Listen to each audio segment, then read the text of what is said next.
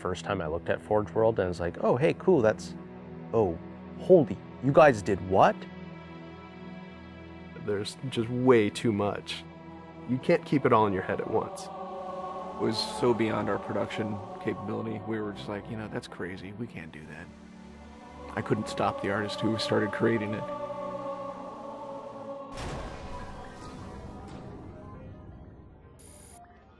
Forge is our editing tool that players can build their own maps. I mean, at its core, it's a map editor.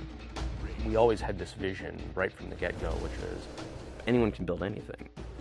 Giving the fans the tools they can take and run with it and make it their own. Forge World actually started as 5 separate maps. And I said, wouldn't it be cool if, like, you could play this and go over there and then play over there if you wanted? And Forge World was born.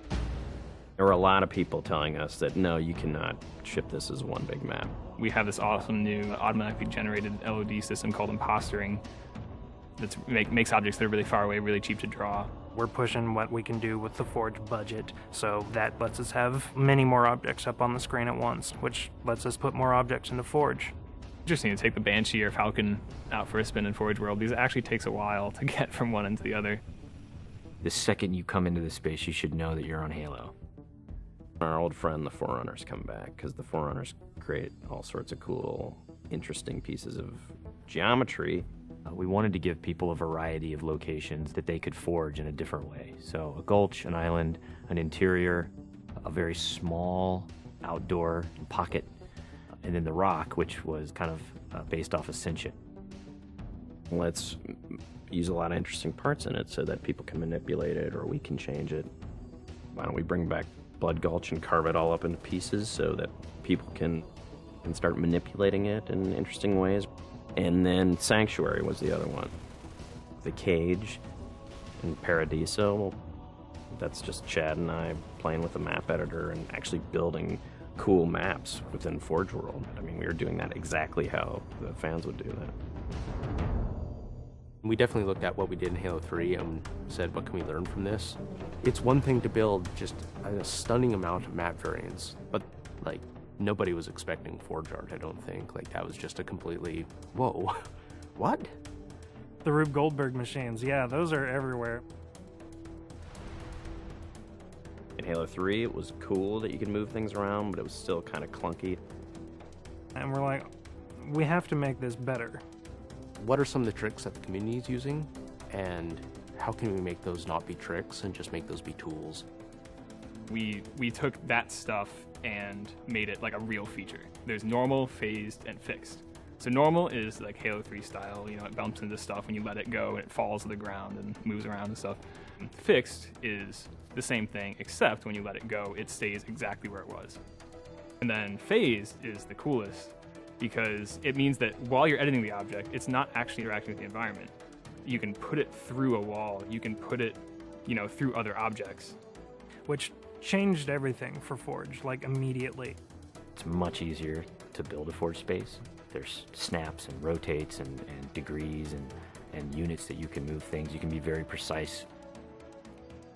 The camera controls, it's actually really good for object placement because like little touches on the stick don't translate into really sudden jumpy movements. And then we also have a fine editing mode. You click the stick in and then your camera starts moving very slowly. You're not spending like 3 hours trying to get one block to line up directly to 3 other blocks. You can select individual objects and say, get rid of all the objects of this type. So if you're trying to get rid of all the spawn points on a map because you want to go and replace all the spawn points, you can do that. You can do custom colors. You can take these Forge pieces and say, hey, that's blue. So the blue base can truly look like the blue base. Reach's expanded sandbox includes new things like, you know, jetpacks. And if people want to build some sort of 3D map and really make use of the jetpack, they can do that now. Custom game options and Forge go together like peanut butter and jelly. You're able to do things with game types that people might not even expect. My favorite example is King of the Hill, where the warthog is the hill. I'm super excited to see what people do with it when it goes out, because there's so much crazy stuff in there that's amazing. We are shipping maps on the disc that we made in Forge ourselves. So The tools are there. If you have the time and the talent, you can make it. The community is just going to outstrip us and spank us. With the new tagging system, you can save a forged variant, you can post it to your file share, and then you can say, you know, sweet new map. Things that are good are downloaded by a lot of people and passed around to a lot of people, and that makes the really sweet stuff bubble up to the top. I'm looking forward to what the next big community game type is going to be. We realized that Reach was our swan song to Halo, and what better way to do that than to let people do what we've been doing all along, which is creating new cool maps. It's nice to go out with a bang, and this is a pretty big one.